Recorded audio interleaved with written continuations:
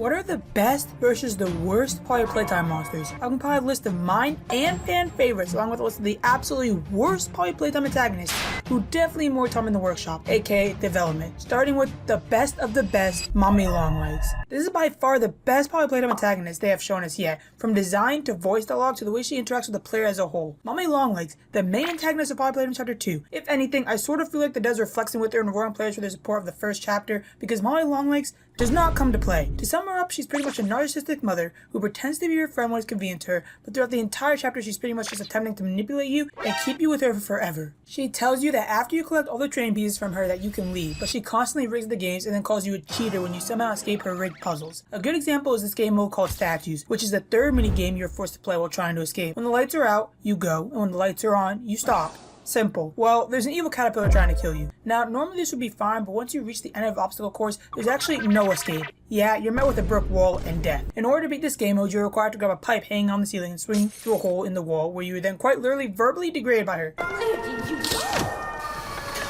game is over. You won. Come back and Mommy will give you the code. Pinky promise. You die. Mommy gets to watch.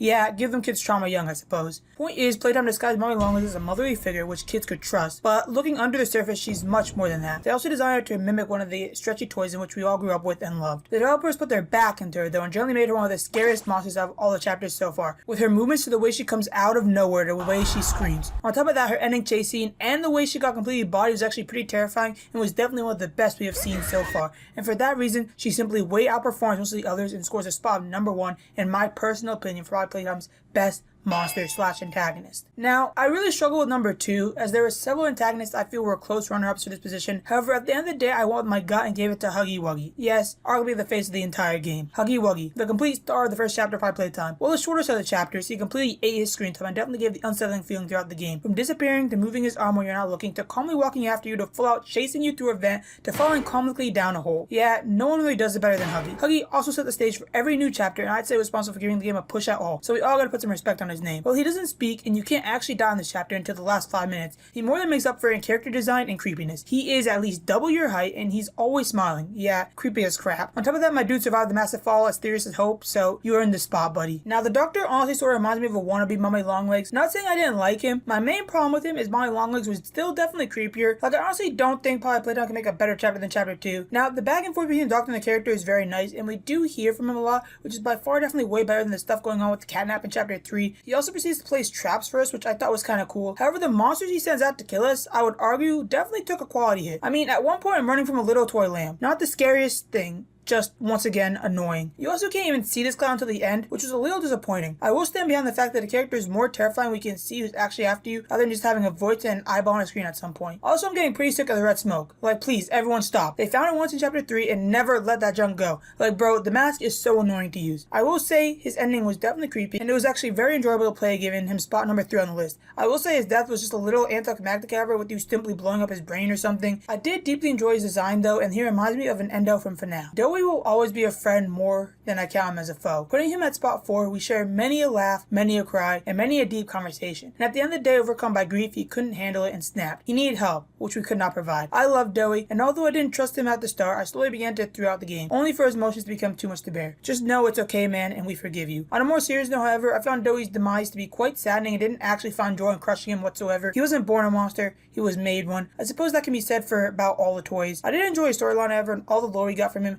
and just know he will always be remembered. You were the best thing we lost, man. Now, spot 5 was also challenging, mostly because I have strong opinions about this character. However, I decided to hand spot 5 over to Catnap, regardless, simply because towards the end I feel like he sort of made up for it. Catnap, as advertised, is the main antagonist for Poppy Playtime Chapter 3. My main problem with him, however, is unlike the previous chapters, you barely ever see him. Chapter 1 you saw Huggy Wuggy a handful of times, and the chapter was so short it didn't really matter. Poppy Playtime Chapter 2 you saw Mommy Longlegs every single minigame, and she had a massive chunk of screen time near the end. However, sadly, in Poppy Playtime Chapter 3, you barely ever see Catnap. For the length of the average chapter run stretching to nearly 5.5 hours, it's a shame you really only see Catnap about 2 or 3 times. It's also a shame throughout the game he's mentioned several times but barely ever really seems to be a threat. For this reason, I was going to lower his score and give spot 5 to a character I liked more. However, The ending made up for it a little to me, showing a close-up of his design and absolutely loved his boss fight, though I do wish it had been a little more challenging. Once you get past your initial nerves, I believe I beat it around my third attempt. I believe Catnap has one voice line throughout the entire game after he jump scares you, but he does definitely have a creepy aura about him, and the way he moves with the music near the end is what cemented his spot as 5 on this list. The prototype / Ollie. Now the prototype himself I was forced to put as number 6, mostly because 1, I felt bad for putting him as last, and 2, we barely ever even seen him. Now of course it is definitely something to change as more chapters come out, and I am no way hating on what we have seen so far, but all we have seen is a hand. Once when pulling Mummy away chapter 2, and once when completely buying Catnap chapter 3. Not much to work with, but what we do know is he's controlling the toys, and they're all either terrified of him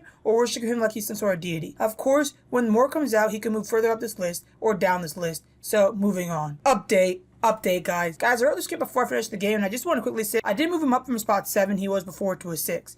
I also just want to say boom in your faces because I guess this bozo was Ollie, and no one wanted to leave me back then. Spoiler, lol. But I did enjoy their twist, though they left plenty of hints along chapter 4 to let you know something wasn't quite right, with Ollie saying some pretty weird things. This little twist did bring him up, however, and piqued my interest because now I have even more questions. However, since we still haven't seen Prototype, I'm forced to leave him here on the list for now. Spot 7. This is by far my favorite section of Poppy Playtime chapter 3, and yes, it takes place inside a school. Now, if you haven't figured it out yet, yes, this character I actually loved was Miss Delight. Now, you might be surprised because, ironically, I'm pretty sure I complained about her every opportunity I got. Wow! Out of the prototype, the game was bugged. She was behind me, somehow.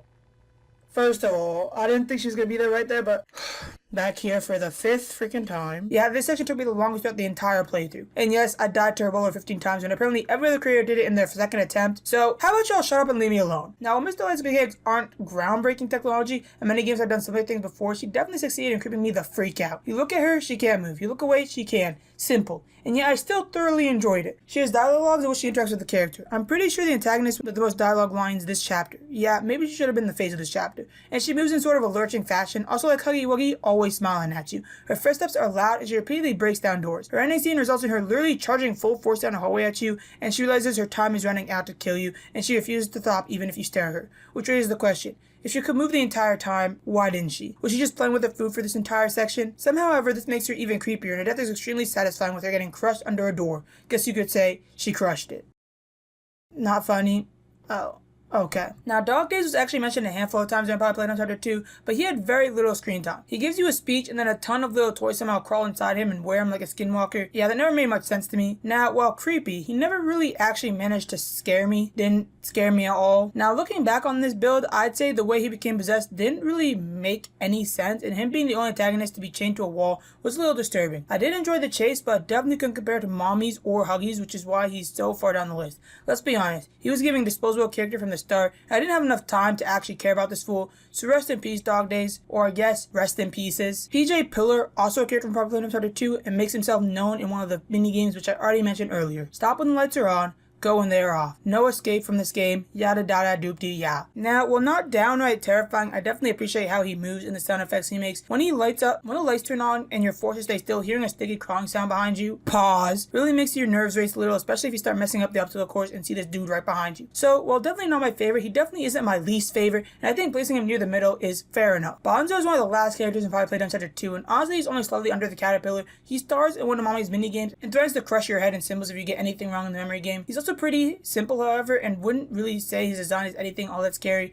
The scarier part is Mommy watching you through the window. Yeah. Second to last place goes to this thingy. Yeah, it's a ball of yarn, and I found him rather disappointing, to be honest. Yarnaby, the antagonist for the first half of Poppy Playtime chapter 4, who has made it his life goal to kill us. Yeah, you failed, buddy. For me, this character design was actually among some of the worst. Let's face it, this dude isn't scary, and he wasn't even that difficult, just annoying for an hour as you were forced to stealth around him. Even when his face was into two mouths for some reason, it really felt to put a sense of dread in me like Huggy or Mommy, or literally any of the others. I think they really felt to creepy environment to this dude, and he really seems to just be an angry dog, whereas almost all the other characters seem to have actual thoughts and feelings, making them even creepier. On top of that, you can tell even the developers didn't really like this dude. First of all, his mechanics are pretty terrible, and he's fairly easy to outrun. Secondly, I don't know what it is, but they made this massive yarn ball vent like a 2020 Among Us character. And the vent sound is sort of the cue to hide, because in 5 seconds, he's gonna magically teleport and spawn behind you. Yeah, that junk irritated me. On top of that, this dude's by far, had the worst chase scene in a Poppy Playtime game.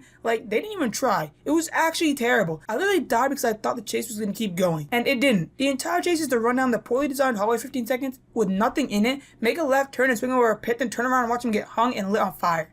Okay. Can I say not satisfying at all? Huggy Wuggy's death? Satisfying. Mommy's Longleg's death? Satisfying. Mr. Light's death? Satisfying. Catnap? Well, I do feel like it was less satisfying because he barely got screen time. Still elicited joy from me. The Yarnabees did not make me feel happy or satisfied in the least. I mean, look at this environment for the chase compared to the first 3 chapters. Yeah, I'm not gonna lie, the devs definitely gave up here. Pretty disappointing. Last and definitely not least, for the worst and absolutely most annoying Poppy Playtime antagonists. Yeah, these guys. With their stupid mouths. These toys. Though I think the game refers to them as smiling critters. Yeah, they're just annoying and obnoxious. In this chapter 3, all they've been doing is harassing me. I hate these guys, and for me they add no real content. You crawl around a jungle gym with them in chapter 3 for around 30 minutes to use your flare gun to shoot at them, making them run away. And in chapter 4 they continually jump me. So thanks guys, this game could definitely do without. Yes, sometimes if done right they can scare you, but past the initial jump scare, like, what are you guys even doing? Everyone except my boy Marcus here.